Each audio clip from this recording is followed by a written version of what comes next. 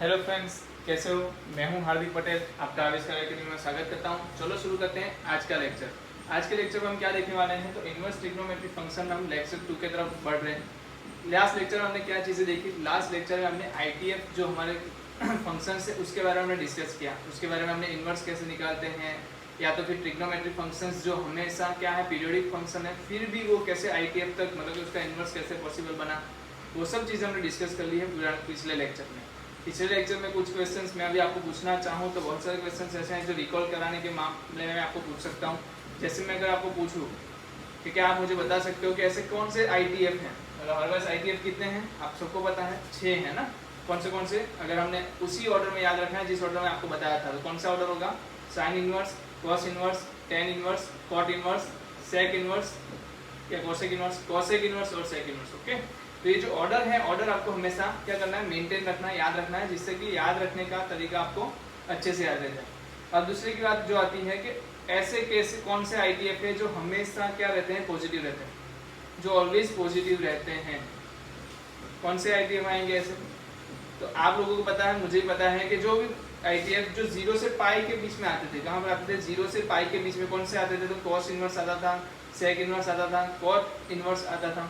तो ये जो 3 हैं वो क्या होते हैं, 0 से पाई के बीच में आते हैं, क्योंकि 0 से पाई के बीच में आने के वजह से वो क्या बोले जाएंगे, ऑलवेज पॉजिटिव, क्योंकि उसमें कोई भी ऐसी वैल्यू नहीं है जो नेगेटिव हो। बाकी के साइन इनवर्स ले लो, टेन इनवर्स ले लो या कोसेक इनवर्स ले लो, सब में -π/2 से π/2 के बीच में वैल्यू फॉलो होती है, तो वहाँ पर आपको नेगेटिव वैल्यूज भी मिल जाएगी, तो उसको आप ऑलवेज पॉजिटिव नहीं बोल पाओगे। तो ऑलवेज पॉजिटिव अगर पूछ ले तो मैं क्या बोलूँगा? Cos inverse, cot inverse and sec inverse, है ना।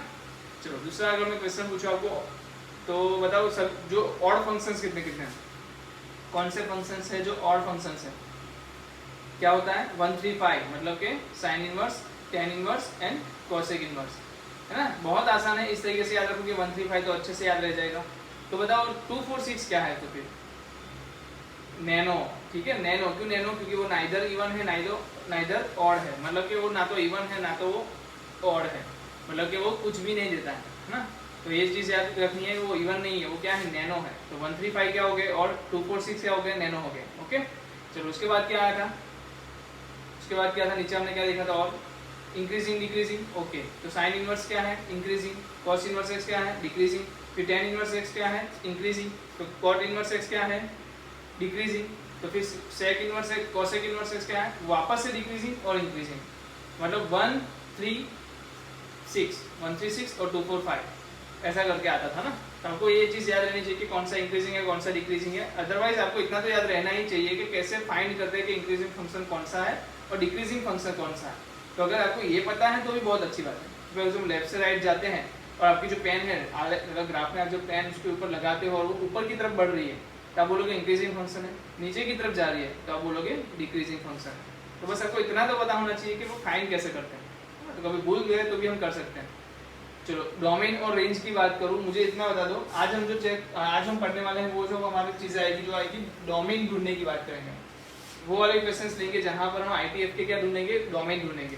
तो सबसे पहले तो मुझे बताओ बेसिक जो डोमेन्स हैं, बेसिक डोमेन्स किसके, आईटीएफ के। जैसे कि मैं बोलूँ sign inverse x, cos inverse x, फिर मैं बोलता हूँ टेन इनवर्स एक्स और कॉट इनवर्स एक्स, फिर मैं बोल सकता हूँ कॉसेक इनवर्स एक्स और सेक इनवर्स एक्स। तो ये जो हमारे पास आईटीएफ ऑलरेडी अवेलेबल है, जो नॉन आईटीएफ है जिसके बारे में हमने चीज़ें पढ़ी हैं, उसके अगर मुझे डोमेन जानने हो तो क्या आप बता सकते हो? हर कोई बता सकता है? चलो आप खुद ही अपने आप लिख लो। जैसे कि साइन इनवर्स एक्स और कॉस इनवर्स एक्स का आंसर आपको कब मिलेगा? जब एक्स की वैल्यू क्या होगी, -1 से 1 के बीच में होगी। एक्स की वैल्यू क्या होगी, -1 के 1 के बीच में। कोई मुझे बता सकता है टेन इनवर्स एक्स और कॉट इनवर्स एक्स का आंसर कब मिलेगा? कभी भी मिल सकता है।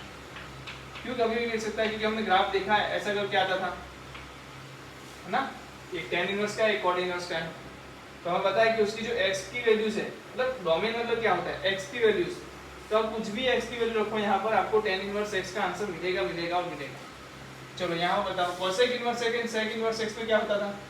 आपको पता है इनफाइनाइट से आते तो थे, -इनफाइनाइट से हम आते थे, बट -1 तक ही जाते थे। क्या करते थे, -1 तक ही आंसर मिलता था, फिर -1 से डायरेक्टली 1 पे आंसर मिलता था और वो इनफाइनाइट तक चला जाता था।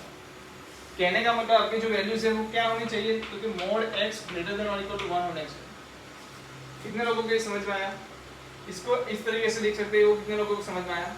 देखा होगा आपने, इसको इस तरीके से लिख सकते हैं ना, मोड x ग्रेटर देन और इक्वल टू 1। उसी तरह इधर मैं लिख सकता हूँ मोड x लेस देन और इक्वल टू 1, और यहाँ पर मैं क्या लिख सकता हूँ, लिखा ही है x बिलोंग्स टू r। तो ये क्या है, जनरल डोमेन से जो हमारे पास जनरल आईटीएफ के लिए लिखा गया है। अब मैं क्या करता हूँ, इसी आईटीएफ में क्या रख देता हूँ, कोई एक फंक्शन रख देता हूँ f ऑफ x या फिर cos inverse f of x। तो बताओ मुझे यहाँ पर हमें क्या पता चलेगा? अब देखने की बात है कि x की जगह पे क्या आ गया, f ऑफ x आ गया, तो मैं क्या करूँगा, x की जगह f ऑफ x रखूंगा। तो मतलब ये है कि f ऑफ x का मोड क्या होगा, लेस देन और इक्वल टू 1 होगा। अगर यही चीज tan इनवर्स x के लिए लग जाए तो tan inverse f of x cot inverse f of x। और एक बात बताऊं आपको, ये जो चीज है tan इनवर्स और cot इनवर्स x, आपको मैंने पहले भी बताई हुई है, ये R क्लब के मेंबर हो गए। क्यों R क्लब? आप देख सकते हो यहाँ पर x बिलोंग्स टू R। इसका मतलब कि tan इनवर्स और cot इनवर्स x का डोमेन निकालना है, domain of tan inverse f of x, वो क्या कहलाया जाएगा, domain of f of x ही कहलाएगा। मतलब इग्नोर कर सकते हैं हम, किसको इग्नोर कर सकते हैं, tan इनवर्स और cot इनवर्स x को। क्यों? क्योंकि वो R क्लब के मेंबर है। और ऐसे हर बार हमने चीजें यूज की हुई है कि जब पुराने वाले चैप्टर्स में। तो अगर मुझे फाइंड करना है tan inverse f of x और cot inverse f of x का डोमेन, तो सिंपल सा मतलब होता है डोमेन ऑफ, आप f ऑफ x फाइंड कर लो, वही उसका भी होगा, है ना, अलग से फाइंड करने की जरूरत नहीं पड़ेगी। यहाँ पर क्या हो जाएगा, तो यहाँ पर कोई बंदा बोल सकता है f of x greater than और इक्वल टू 1 हो जाएगा, वो भी कैसा, मोड वाला। जब कब की बात है ये, जब cosec inverse f of x ले दे या तो sec inverse f of x ले दे,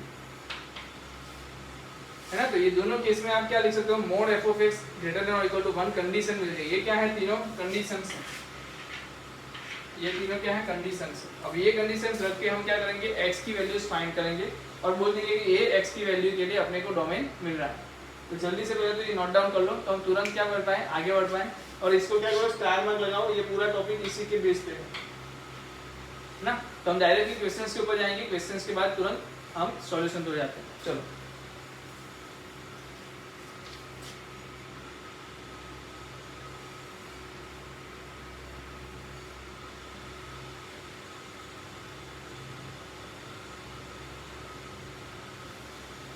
चलें, वीडियो पोस्ट करके आप स्क्रीनशॉट ले लो।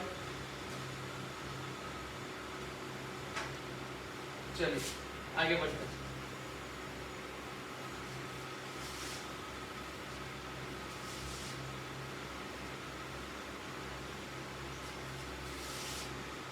चलो क्वेश्चन लिख रहा हूं मैं, y इक्वल टू मुझे दिया है sine inverse 2 raise to sine inverse x square by 2। देखो ऐसे बहुत सारे क्वेश्चंस आपके सामने आने वाले हैं, जिसमें आपको एक चीज देखने को पता चलेगी कि क्या कोई मुझे बता सकता है इस फंक्शन को मैं क्या नाम दे सकता हूँ। क्या इसको मैं एक्सपोनेंशियल फंक्शन या लॉगरिथमिक फंक्शन या फिर पॉलिनोमियल फंक्शन या फिर trigonometric function, inverse trigonometric function, ऐसा कुछ नाम दे सकता हूँ। तो आपको पता है कि मैं डायरेक्टली तो इसको कुछ नाम नहीं दे सकता, क्योंकि ये 2 भी है, उसमें साइन भी दिया हुआ है, इनवर्स भी है, तो ऐसा कोई पर्टिकुलर नाम तो दिया नहीं गया है। तो देख के इतना पता चलता है कि ये क्या है, तो 2-3 फंक्शंस का कॉम्बिनेशन। क्या है ये, कॉम्बिनेशन ऑफ फंक्शन, है ना। कहने का मतलब f of g of x, ऐसा आपने पढ़ा है, f of g of x पढ़ा है ना, कि जहाँ पर आपको एक से ज्यादा फंक्शंस की बातें की गई हो। अगर मैं यहाँ पर f ऑफ x की जगह पे क्या ले लूँ, 2x ले लूँ, और g ऑफ x की जगह पे क्या ले लूँ, sign inverse x square by 2 ले लूँ, तो आप मुझे बताओ f of g of x क्या होगा। सिंपल सा मतलब है, f of g of x क्या होगा, x की जगह पे क्या था, 2x था, तो अब g की x की जगह पे क्या रख दूं मैं, g ऑफ x लिख दूं, 2g ऑफ x, और g ऑफ x क्या है आपको पता है, sine inverse x square by 2। तो कहने का मतलब ये क्या है, कॉम्बिनेशन ऑफ फंक्शन है। तो जब भी आपको ऐसी चीजें मिलेंगी, एक चीज समझनी है कि ये क्या होता है, कुछ ना कुछ कॉम्बिनेशन से बना होता है, इंडिविजुअली कोई भी फंक्शन नहीं होते। अब हमें करना क्या है, तो हमें बेसिक से चलना है। बेसिक से कैसे चलेंगे, जैसे कि पहला फंक्शन कौन सा है जहाँ पर आपको कंडीशन मिल रही है, देखना। यहाँ पर मैं बोल सकता हूँ कि 2x है, मतलब 2x का मैं ग्राफ बनाऊंगा, ऐसा कुछ आएगा 2x का ग्राफ कैसा आता है इस तरीके का। तो मुझे बताओ x की वैल्यूज कहाँ पर पॉसिबल नहीं है, कौन सी x की वैल्यू के लिए ग्राफ नहीं मिलेगा। तब देख पाते हो कि x की माइनस इनफाइनाइट से लेके इनफाइनाइट चले जाओ, कहीं भी ऐसी वैल्यू नहीं मिल रही जहाँ पर 2x डिफाइन ना हो। मतलब 2x क्या है, हर जगह पे डिफाइन है। तो कहने का मतलब 2x क्या बोलेगा, x बिलोंग्स टू r के लिए सही है, x बिलोंग्स टू r के लिए हर जगह पे वो क्या है, डिफाइन है, मतलब r क्लब का मेंबर हुआ। देखो कौन कौन से बनते हैं r क्लब के मेंबर है, तो tan इनवर्स x, फिर cot इनवर्स x, ये क्या है r क्लब मेंबर। फिर क्या है a रेज़ टू x, मतलब exponential functions a raise to x e raise to x ले लो। फिर देख लो क्वाड्रेटिक इक्वेशन, क्वाड्रेटिक इक्वेशन जो होते हैं वो भी क्या होते हैं, एक्सपोनेंशियल होते हैं, सॉरी r क्लब के मेंबर होते हैं। फिर आप देख लो mod x, फिर आप देख लो max fractional part function x ले लो, फिर आप ले लो ग्रेटेस्ट इंटीजर फंक्शन x ले लो। ये सब चीजें ऐसे हैं जो क्या है ये सब, ये ऐसे फंक्शन है जो क्या करते हैं, हर जगह पे डिफाइंड है, हर जगह पे वैल्यू इसकी मिलती है, इसको r क्लब के मेंबर बोलेंगे। तो यहाँ पर 2x दिया है, वो क्या है r क्लब का मेंबर। अब r क्लब का मेंबर तो क्या करता है आपको पता है, अपने डोमेन की चिंता नहीं करता, आने वाले डोमेन की चिंता करता है। तो 2x क्या बोलेगा, मेरा छोड़ो, अब इसका डोमेन निकाल लो, किसका, sin इनवर्स x²/2 का। क्या करो, sin इनवर्स x²/2 का डोमेन निकाल लो। अब sin इनवर्स क्या बोलता है कि मेरे अंदर जो चीज होती है ना, मेरे अंदर जो चीज होती है, यहाँ पर क्या है, मेरे अंदर x²/2 है, वो क्या होनी चाहिए, लेस देन और इक्वल टू 1 होनी चाहिए। हमने आगे ही देखा कि f(x) mod f(x) क्या होना चाहिए, लेस देन और इक्वल टू 1 होना चाहिए। तो ये भी बोलता है कि x²/2 लेस देन और इक्वल टू 1 होना चाहिए। एक बात बताओ, x² क्या है, ऑलवेज पॉजिटिव, 2 क्या है, ऑलवेज पॉजिटिव। अगर ये दोनों ऑलवेज पॉजिटिव है तो मोड हट जाएगा कि नहीं हट जाएगा, हट जाएगा। तो इसको मैं क्या बोल सकता हूँ, x² divide by 2 less than और इक्वल टू 1। तो x² क्या आ गया, लेस देन और इक्वल टू 2। तो कितने लोग बता सकते हैं कि x² लेस देन, एक चीज़ मैं बता देता हूँ आपको, वैसे बताने तो नहीं चाहिए, आपको पता होता है, लेस देन a² और x² ग्रेटर देन और इक्वल टू a²। ये दोनों केस में आंसर क्या आएंगे, इसका आंसर आएगा x belongs to minus a से a, सॉरी क्लोज आएगा। और यहाँ पर क्या आएगा, x belongs to minus infinite से माइनस a यूनियन a से इनफाइनाइट। ये दो चीजें आपको पता होनी चाहिए कि ये बाहर की वैल्यूज लेगा, ये अंदर की वैल्यू लेगा। क्यों ऐसा, क्योंकि ये छोटा है, ये बड़ा है, ये हमने करके रखा है, फंक्शन चैप्टर में हमने सब चीजें पढ़ी हुई हैं, कोई नया नहीं कर रहे हैं। तो यहाँ पर x² लेस देन और इक्वल टू 2 है, तो इसको मैं क्या लिख सकता हूँ directly, x belongs to minus √2 plus √2। पहले लिखता हूँ -√2 से लेकर +√2 डायरेक्टली लिख सकता हूँ। तो ये मेरा क्या हो जाएगा, डोमेन हो जाएगा, इस चीज का डोमेन जो मैं क्वेश्चंस दिया था उसका। तो जल्दी से नोट डाउन कर लो। और एक चीज समझ लो कि ये वाली चीज आपको लिखनी नहीं है, फिर एक्सप्लेनेशन के लिए है, ये नहीं लिखोगे तो चलेगा, बट मेन जो एक्सप्लेनेशन है ये, ठीक है। समझ में आ रहा है ना कि कॉम्बिनेशन होगा, हमें पकड़ना पड़ेगा। यहाँ पर हमने क्या पकड़ा, 2x को पकड़ा, तो बोल रहा है मैं r क्लब का मेंबर हूं, मेरे को छोड़ दो, ठीक है। तुझे छोड़ दिया तो तू किसके पास खो देगा, उसने बोला कि आप देखो इसका देखो डोमेन, यही डिसाइड करेगा मेरा डोमेन क्या है। तो हमने इसका डिसाइड किया, तो क्या मिला, √2 मतलब -√2 से लेके √2 तक, ठीक है। जल्दी से नोट डाउन कर लो।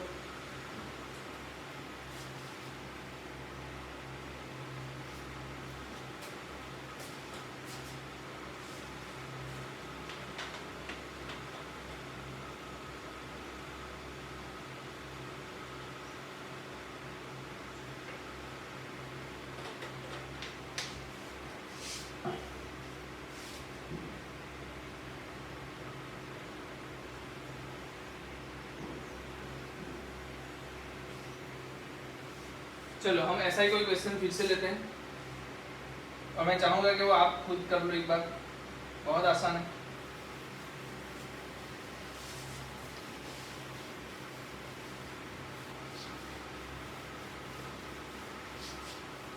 चलो मेरे पास है y = √e⁻² sin inverse mod x/4।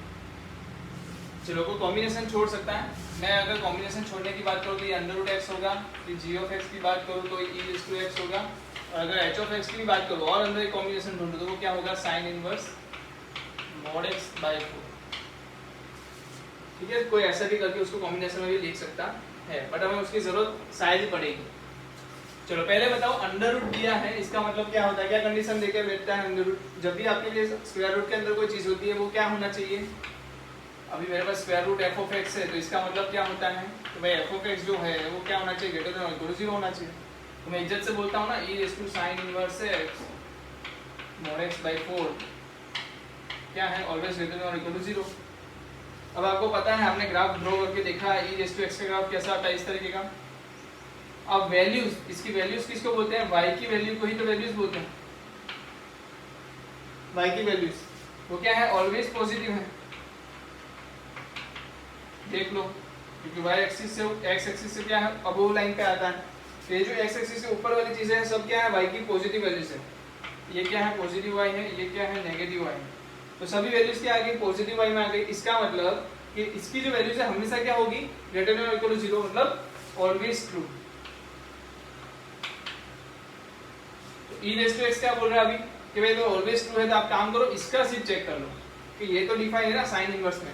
तो हमें अब चेक करना क्या रहेगा, सिर्फ sine inverse mod x/4 check करना रहेगा, क्योंकि ई रेज़ टू जो चीज है ना उसको फर्क नहीं पड़ता कि यहाँ पर क्या आ जाए, क्योंकि यहाँ पर कुछ भी वैल्यू ले लो r में से, वो बोलेगा मैं ग्रेटर देन और इक्वल टू 0 फुलफिल कर लूंगा, मेरे को कोई दिक्कत नहीं है ना।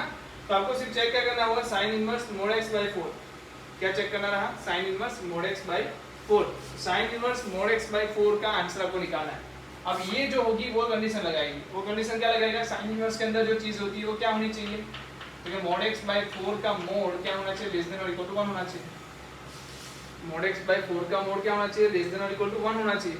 तो सिंपल सी बात तो ये है कि अगर मोड के बाद मोड है तो उसको एक ही बार मोड लिखते हैं, और 4 क्या है, ऑलरेडी पॉजिटिव वैल्यूज है, तो वो भी क्या आएगी, ऐसे ही रख देंगे, लेस देन और इक्वल टू 1, तो mod x लेस देन और इक्वल टू 4 आ गया, है ना। अब mod x लेस देन और इक्वल टू 4 है, तो इसको क्या लिखते हैं हम, -4 से 4। कितने लोगों को पता है कि जब लेस देन और इक्वल टू होता है तो इस तरीके से लिखते हैं, और पॉजिटिव होता अगर ग्रेटर देन होता तो क्या करते हैं, बाहर की साइड लिखते हैं, है ना। ये घोड़ा कहाँ खड़ा है, 0 पे खड़ा है, तो कितने की रस्सी डाली, 4 की रस्सी डाली। कहाँ कहाँ डाली, देखो ये घोड़ा 0 पे खड़ा है, 4 की रस्सी इस तरफ, 4 की रस्सी इस तरफ। अब कहाँ का खाएगा, लेस देन है तो 20 का खाएगा, तो इसको क्या बोलते हैं, x बिलोंग्स टू -4 से 4। एक घोड़ा वाली चीज हमने पहले ही पढ़ के रखी है फंक्शन चैप्टर में, है ना। तो जल्दी से लिख लो, बहुत सिंपल सी चीज है, मैं तो बोल रहा हूँ लिखो भी ये, नहीं तो भी आपको आ जाएगा, तो फिर भी आपको लिखने को मैं बोल रहा हूँ, सिर्फ स्क्रीनशॉट ले लो और लिख लो। ये रहा क्वेश्चन, और इसके इस तरीके से सॉल्यूशन हम कर सकते हैं, जल्दी से लिख लो।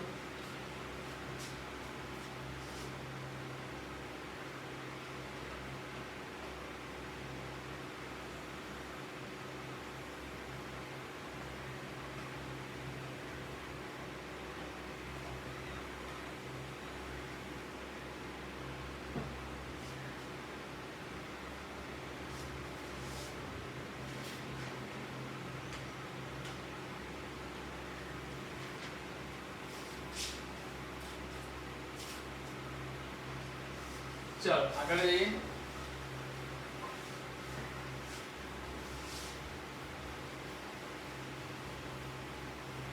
चलो एक बड़ा क्वेश्चन ले रहे, थोड़ा आगे। y इक्वल टू दिया है sine inverse 2 minus mod x/4 plus tan inverse 2 minus mod x/4 plus cosec inverse 2 minus mod x/4। ठीक है, तब इस केस में क्या कर सकते हैं बताओ, जल्दी से सोचो, मैं आता हूँ 2 मिनट।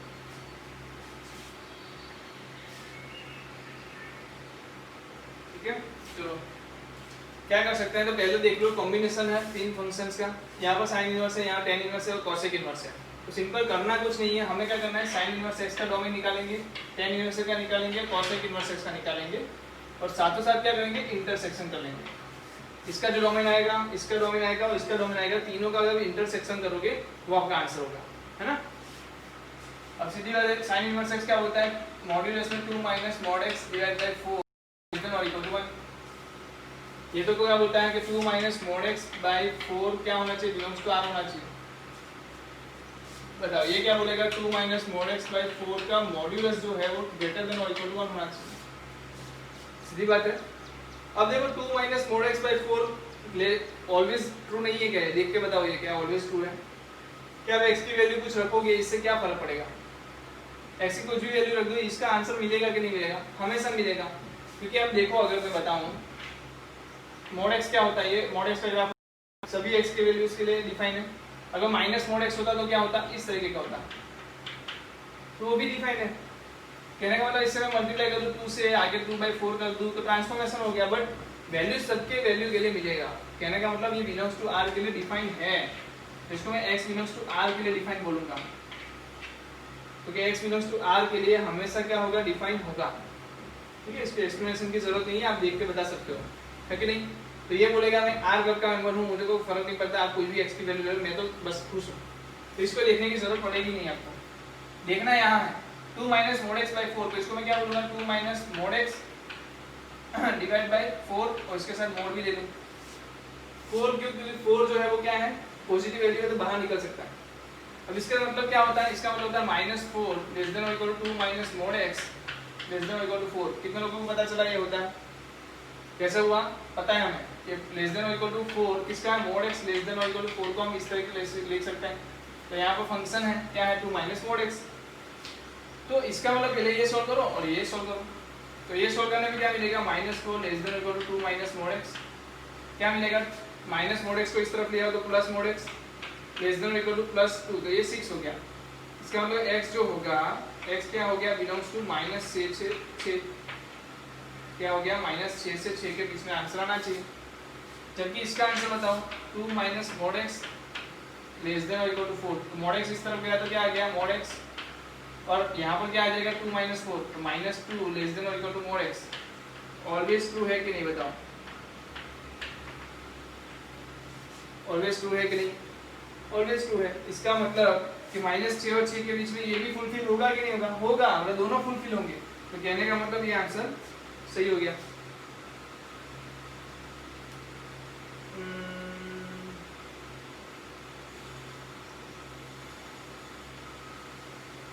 ओके, सही है, ठीक है। तो यहाँ पर क्या मिला आपको? आंसर x बिलोंग्स टू -6 से 6, कहाँ पर ही आपको क्या मिलेगा? आंसर मिलेगा, अदरवाइज आंसर नहीं मिलेगा। देखो कैसे, तो यहाँ पर आप वैल्यूज चेक करो। अगर 2 माइनस -6 और 6 के बाहर की वैल्यू कोई रख दोगे, 8 रख दोगे, 8 रखो क्या होता है? 2 माइनस 8 क्या मिलेगा? -6, -6 का मोड क्या होता है? 6, और 4 से कम होता है क्या? नहीं होता है। तो ये वाली चीज़ फुलफिल करने नहीं देगी जब आप इसके बाहर जाओगे। तो आपकी जो वैल्यू है x बिलोंग्स टू क्या आएगी इस वाले केस में? -6 से 6, क्या आने वाली है? -6 से 6। चलो इधर तो आर आ गया, यहाँ पर चेक करो। तो ये क्या बोलेगा? 2 minus mod x by 4 less than और इक्वल टू -4 होगा 1, लेस देन और इक्वल टू क्या होगा? -1 होगा, या तो 2 माइनस मोड एक्स बाई 4 क्या होगा? ग्रेटर देन इक्वल टू 1 होगा। मतलब क्या होगी? बाहर की वैल्यू होगी। क्यों? क्योंकि ग्रेटर देन और इक्वल टू 1, तो -1 से छोटा होगा या तो 1 से बड़ा होगा। -1 से छोटा होगा तो क्या होगा? तो 2 minus mod x less than equal to -4, तो मोड एक्स कहाँ चला जाएगा? उस तरफ, तो मोड एक्स इधर आ गया। मोड एक्स ग्रेटर देन क्या हो जाएगा? 6, मोड एक्स क्या होगा? ग्रेटर देन 6 हो जाएगा। मतलब x बिलोंग्स टू क्या हो जाएगा? x बिलोंग्स टू क्या हो जाएगा बताओ जल्दी से? x बिलोंग्स टू हो जाएगा आपको -∞ से -6 यूनियन 6 से इनफाइनाइट। यहाँ पर क्या आएगा बताओ जल्दी से? तो यहाँ पर जब देख लो 2 minus mod x greater than और इक्वल टू 4 ले लो, मोड एक्स को इस तरफ डालो तो मोड एक्स इधर आ गया, अब -2 से छोटा हो गया ये, तो ये क्या है? Not possible, not possible. तो आप चेक करो इसमें से वैल्यू रखी भाई आ रहा है कि नहीं आ रहा है। तो मैंने रखी यहाँ से वैल्यू 7 ले ली है, चलो 7 की वैल्यू रखो। 2 माइनस 7 क्या होगा? -5, -5/4 क्या होगा? 1 से बड़ा ही होगा। तो भाई इस वैल्यूज के लिए तो आंसर मिल रहा है मुझे, तो कौन सी वैल्यू के लिए आंसर नहीं मिलेगा? इसके बीच की कोई भी वैल्यू होगी अंदर की, उसके लिए आंसर नहीं मिलेगा। तो आपके पास क्या है? -∞ से -6 और 6 से इनफाइनाइट। यहाँ पर क्या आ रहा है? -6 के 6 के बीच में है। तो अगर इसको मैं ड्रॉ करने की कोशिश, तो एक ले लेता हूँ, यहाँ -6 ले लेता हूँ, एक ले लेता हूँ 6। सबसे पहले को पकड़ता हूँ, वो क्या बोलता है? -6 से लेके 6 तक जाओ। ये क्या बोलता है? आप कोई भी ले लो, कोई दिक्कत नहीं। ये क्या बोलता है, ये बोलता है माइनस इनफाइनाइट से आओ, मेरे को दिक्कत नहीं है, तो माइनस 6 पे रुक जाना। फिर वो बोल रहा है कि 6 से शुरू करके वापस क्या चले जाओ, माइनस इनफाइनाइट चले जाओ।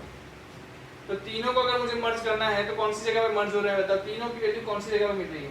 तो आपको पता है ये -6 और 6 पे, कहने का मतलब x की कौन सी वैल्यू के लिए आंसर मिलेगा, तो -6 और 6 के लिए ही मिलेगा। कौन से आंसर के लिए मिलेगा, -6 और 6 के लिए ही आंसर मिलेगा, अदरवाइज आंसर नहीं मिलेगा। क्योंकि ये क्या बोल रहा है -6 और 6 के बीच में, जबकि वो क्या बोल रहा है उसके बीच में नहीं चलेगा, -6 और 6 पे चलेगा पर उसके बीच में नहीं चलेगा। और ये क्या बोलता है बाहर वाली नहीं चलेगी, ये बोल रहा है बाहर वाला चल रहा है। तो ये दोनों को जब मानवाली करेंगे, मानवाली क्या बताएगा कि -6 और 6 के बीच में ही चल सकते हैं, उसके अलावा नहीं चल सकते। तो आपके -6 और 6 के बीच में भी नहीं, -6 और 6 के ऊपर ही सिर्फ। तो आंसर क्या होगा, -6 और 6 है ना, दो ही आंसर है। x की दो ही वैल्यू के लिए ये पूरा जो फंक्शन है वो डोमेन मिलेगा, वो भी दो ही वैल्यू के लिए मिलेगा, वो होगा -6 और 6 के लिए। तो जल्दी से इसको नोट डाउन कर लो, समझ में आना चाहिए कि ये कुछ और बताना चाहता है, ये कुछ और बताना चाहता है। जब इंटरसेक्शन करते हो तो आपको पता चलता है कि भाई कोई दो वैल्यू के लिए ये आंसर दे रहा है, अदरवाइज आंसर नहीं देगा, है ना। लिख लो।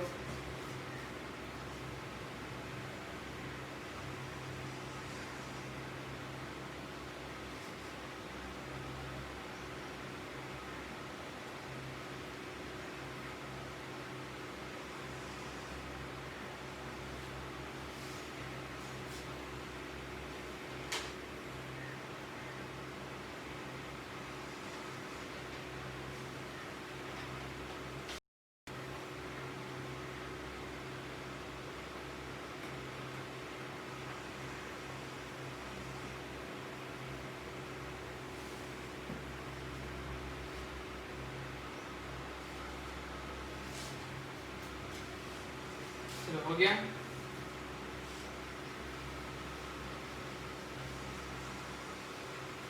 आगे बढ़े।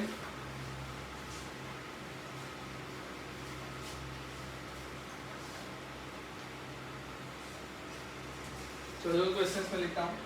एक है sec इनवर्स cos x,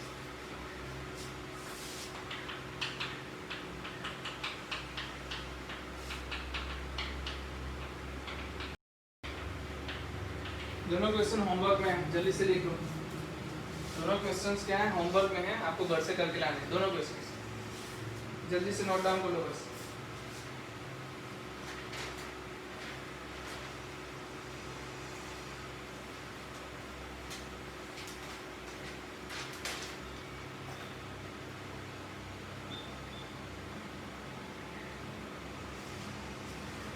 चलो बड़े आगे। तो ये दोनों क्वेश्चंस आपको घर से करके लाने हैं, और मैंने आपको डीपीपी भी भेजा होगा, फर्स्ट डीपीपी, उसको भी आपको सॉल्व करना है इनवर्स फंक्शंस के लिए। चलो अभी मेरे पास वैल्यू है अंडर रूट में cos sin x plus sine inverse 3x minus 4 sin cos inverse 3x minus 4। चलो जैसे प्लस है आपने क्या समझ लिया, दो वैल्यू निकालनी पड़ेगी, इसका डोमेन बीच में इंटरसेक्शन। इसका डोमेन कौन निकाल सकता है, क्या मतलब बनता है, mode 3x minus 4 less than और इक्वल टू 1। इसका क्या मतलब समझोगे सर, यही कि -1 और 1 के बीच में आंसर होना चाहिए। तो 4 हटाने के लिए क्या करोगे, दोनों साइड ऐड, तो यहाँ ऐड करोगे तो 3, या ऐड करोगे तो 3x बचेगा, यहाँ ऐड करोगे तो 5। अब 3 को हटाने के लिए 3 से डिवाइड, तो ये 1 हो गया, ax हो गया, ये 5/3। x बिलोंग्स टू क्या आ गया, 1 से लेके 5/3 एक वैल्यू।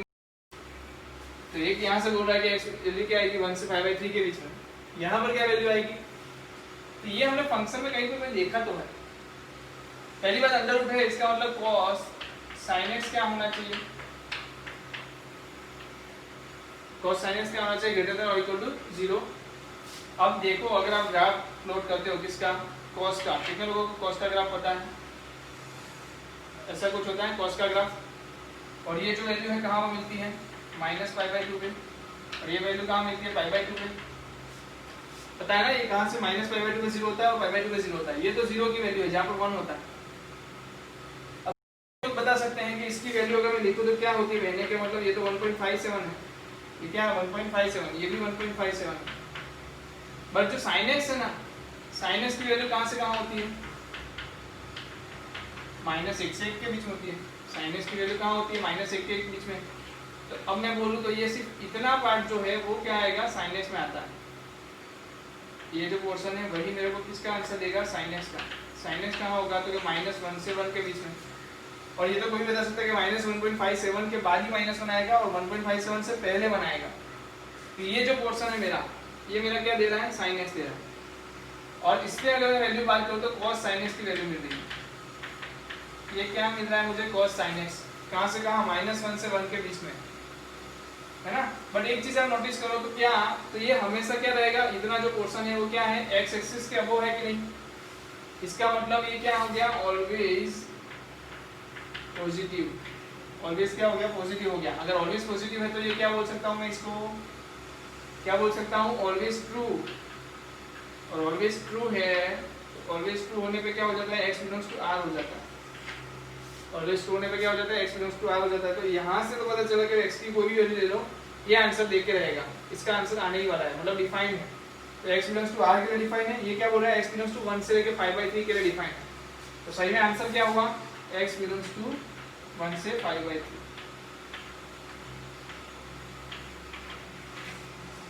ना, चलो लिख लो जल्दी से। बहुत अच्छा सवाल था ये हमने पढ़ा है। वैसे कहाँ पढ़ा है हमने, फंक्शन चैप्टर में ऑलरेडी पढ़ के रखा है कि भाई साइन एक्स का जो ग्राफ है कहाँ से कहाँ बीच में देगा, -1 से 1 के बीच में आंसर देगा। और वहाँ पर तो कॉस क्या है, हमेशा पॉजिटिव है। इसका मतलब अंडर रूट में आंसर मिलेगा। हमें तो आंसर मिलेगा कि नहीं वही चेक करना है, क्या मिलेगा उससे फर्क नहीं पड़ता। तो आंसर मिलेगा, बस इतना कर लो, डिफाइन है कि नहीं है यही चेक करना है ना। चलो जल्दी से लिख लो।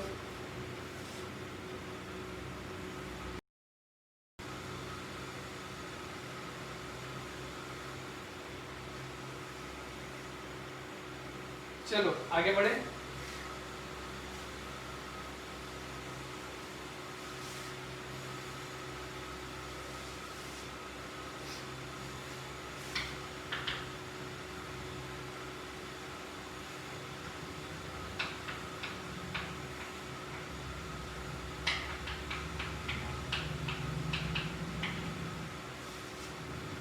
क्या है, y equal to sine inverse 1 + x² divide by 2x।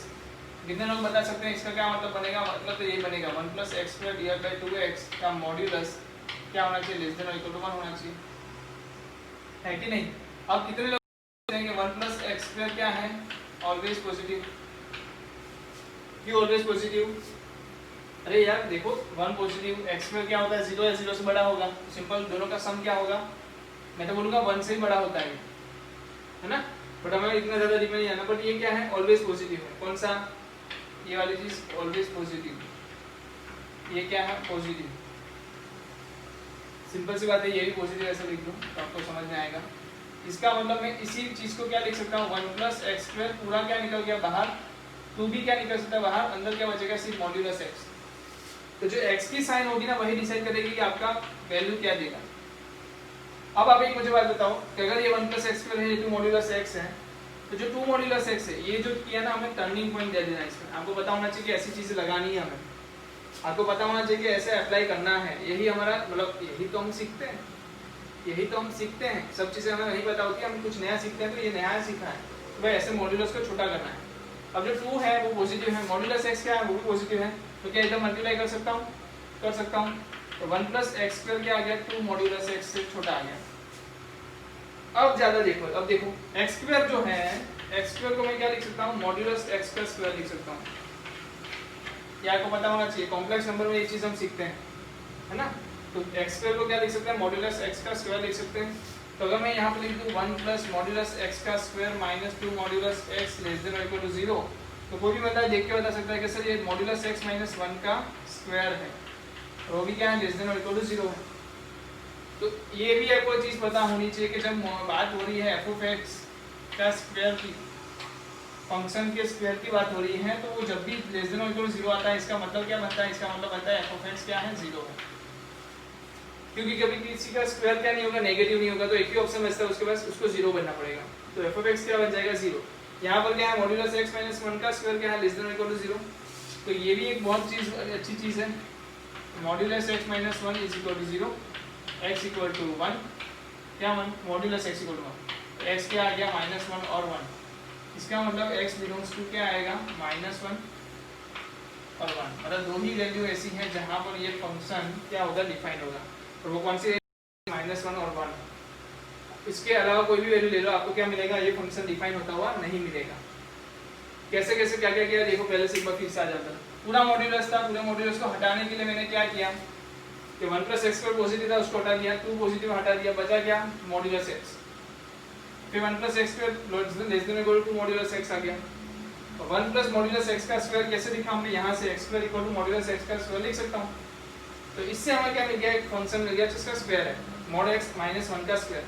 अब वो लेस देन और इक्वल टू 0 है, तो किसी भी चीज का स्क्वायर कभी नेगेटिव आ नहीं सकता, तो क्या होगा, वो 0 ही हो सकता है। इसका मतलब mod x - 1 इक्वल टू क्या आ गया, 0। पता चला mod x क्या है, 1 है। इसका मतलब क्या है, x - 1 और 1 है। अगर आप इसको और तरीके से करने जाते ना, बहुत लंबा हो जाता।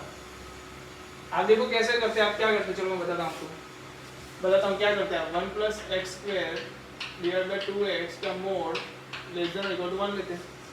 फिर आप क्या करते हैं, 1 + x² लेस देन और इक्वल टू 2x -1 से बड़ा, 1 + x² / 2x लेस देन और इक्वल टू 1 लेते हैं। इसमें आपको दो कंडीशन रखनी पड़ती है, एक तो x > 0 और x < 0। यहाँ पर दो कंडीशन रखनी पड़ती है, x > 0, x < 0, तब जाके आप ये मल्टीप्लाई कर सकते थे। तो ये चार चीजों के लिए आंसर आते हैं, उसके बाद ये आंसर मिलता है। इससे अच्छा हुआ ना कि ये आंसर ले लो। तो ये चीज बहुत काम की है, इसको इम्पोर्टेंट पार्ट दे देना, इम्पोर्टेंट दे देना, क्योंकि सीखने जैसी चीज है इसमें। इसलिए मैंने आपको बताया भी कि कहाँ से कहाँ सीखने वाली चीज है। ये टीपी लिखा, यहाँ टीपी लिखा, टर्निंग पॉइंट।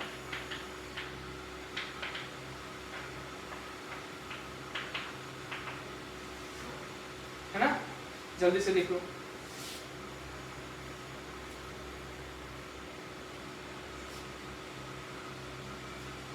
और एक चीज है, आपको एक होमवर्क में भी दे रहा हूँ इसका सेम क्वेश्चन ऐसा। इसमें क्या है, sin इनवर्स 2x / 1 + x²। तीसरा क्वेश्चन हुआ ये होमवर्क में।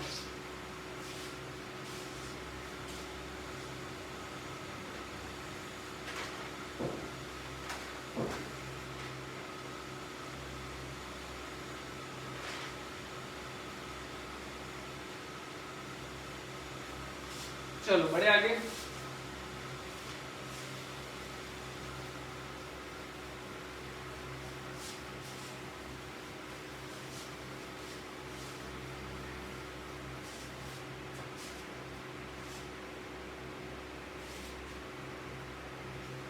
चलो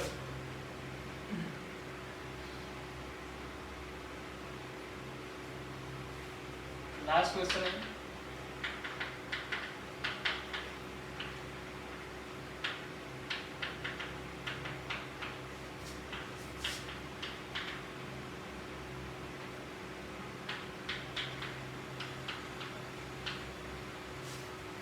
ठीक है, तो ऐसा क्वेश्चन दिया है, देख के पता चलता है कि तीन चीजें हमें दी है। एक तो क्या दिया है 1 - sin x का अंडर रूट, फिर हमें क्या दिया है 1 / log 5 1 - 4x², फिर हमें दिया है cos inverse 1 - fractional by function x।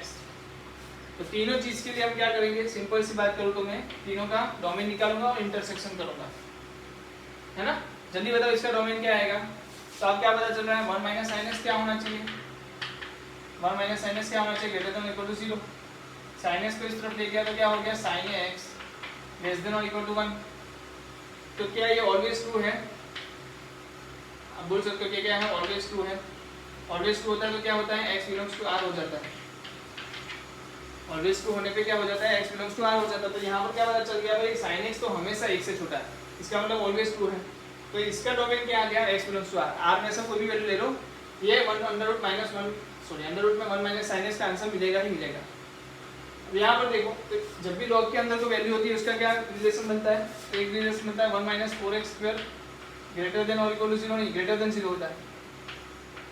और उसी टाइम पे दूसरा भी एक बनता है क्या, डिवाइड में है, क्या है, डिनोमिनेटर में है। तो डिनोमिनेटर में क्या नहीं होना चाहिए, पूरा फंक्शन 0 नहीं होना चाहिए।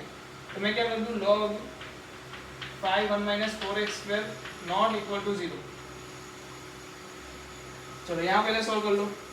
तो क्या सॉल्व होगा, 1 greater than 4x², x square क्या आ गया लेस देन 1/4। कितने लोग बता सकते हैं इसका आंसर, तो कोई भी बता सकता है, -½ से ½ हो गया। समझ में आया ये? अरे बताया था ना x² लेस देन a² होता है तो क्या होता था, -a से a के बीच में, तो ये वही हुआ ना, 1/4 का अंडर रूट क्या हुआ, -1/2 के बीच में। चलो ये अरे यार आता ही है, सिंपल है ना। ओके यहाँ पर बताओ, लॉग हटाने के लिए क्या करोगे, दोनों साइड 5 वाला करेंगे, तो ये 1 - 4x² आ गया, नॉट इक्वल टू 5/0। 5/0 क्या होगा 1, तो 1 - 4x² क्या नहीं होना चाहिए, 1 नहीं होना चाहिए, तो -4x² क्या होगा, नॉट इक्वल टू 0। अब 4x² 0 आ गया, मतलब कि x² नॉट इक्वल टू 0, और x क्या आ गया, डायरेक्टली नॉट इक्वल टू 0। तो ये चीजें भी करना है, सबको आता है। 1 इस तरफ लिया, -1 हो गया ना, 1 - 1 0, तो -4x² नॉट इक्वल टू 0 आएगा, तो x² नॉट इक्वल टू 0 है, तो x क्या आ जाएगा, नॉट इक्वल टू 0। मतलब x की वैल्यू मैं 0 नहीं ले सकता, तो अभी मैं लिखना चाहूँ तो क्या मिल पाएगा मुझे, -½ से ½ बट माइनस क्या हो गया 0, तो 0 की वैल्यू नहीं ले सकता, तो इसका डोमेन क्या आया, -½ से ½ -0। सही है। इसका बताओ cos इनवर्स क्या है, तो इसको मैं क्या लिख सकता हूँ, -1 से 1 के बीच में आना चाहिए, है ना। चलो किसको हटाना है, 1 को हटाना है, तो क्या करें, माइनस करेंगे, तो क्या हो जाएगा, -2 minus fractional part function x less than equal to 0। अब क्या करना पड़ेगा, -1 से मल्टीप्लाई करना पड़ेगा, क्योंकि माइनस हटाना है, तो इनइक्वालिटी चेंज, माइनस से मल्टीप्लाई किया, क्या हो गया, फ्रैक्शनल पार्ट फंक्शन x बन गया, और ये 2 बन गया। तो बताओ मुझे फ्रैक्शनल पार्ट फंक्शन की वैल्यू क्या होती है, 0 से 1 के बीच में होती है, यहाँ तो क्या दिया है 0 से 2 के बीच में होनी चाहिए, तो कोई दिक्कत नहीं है, क्या हो गया, ऑलवेज 2 हो गया। क्यों, क्योंकि मुझे पता है फ्रैक्शनल पार्ट फंक्शन x की वैल्यू क्या होती है, 0 से 1 के बीच में होती है, और ये अलाउ कहाँ कर रही है, 0 से 2 के बीच में, तो मुझे कोई दिक्कत नहीं है, ये तो हमेशा ट्रू होगा। इसका मतलब x बिलोंग्स टू क्या हो जाएगा, r। अब ये x बिलोंग्स टू r है, ये भी x बिलोंग्स टू r है, और ये कुछ कंडीशन देके बैठा है, तो किसको मान देना पड़ेगा, इसको मान देना पड़ेगा, क्योंकि कंडीशन क्या आ गई, यही आपका क्या हो गया, डोमेन, यही आपका क्या हो जाएगा, डोमेन। और क्या है वो, -½ से ½ -0। देखो एक बहुत सारे लोग ये 0 को अंडर एस्टिमेट हो जाता है, मिलता ही नहीं है, क्योंकि ये लगाया नहीं होता। बहुत काम की चीज़ है, डिनोमिनेटर में दिया है तो 0 भी नहीं होना चाहिए, है ना। जल्दी से लिख लो, कुछ क्वेश्चन से मैं आपको DPV2 के फॉर्म में आपको डोमेन में दूंगा, तो आपको अच्छे से प्रिपेयर कर लेना है। तब तक के लिए मैं अलविदा कहूँगा, ठीक है, फिर से मिलेंगे नेक्स्ट लेक्चर में, तब तक के लिए अलविदा।